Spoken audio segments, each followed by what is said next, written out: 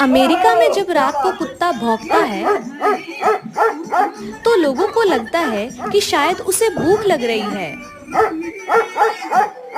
Japan में जब कोई रात को कुत्ता भौंकता है तो लोगों को लगता है कि शायद कोई चोर आया है।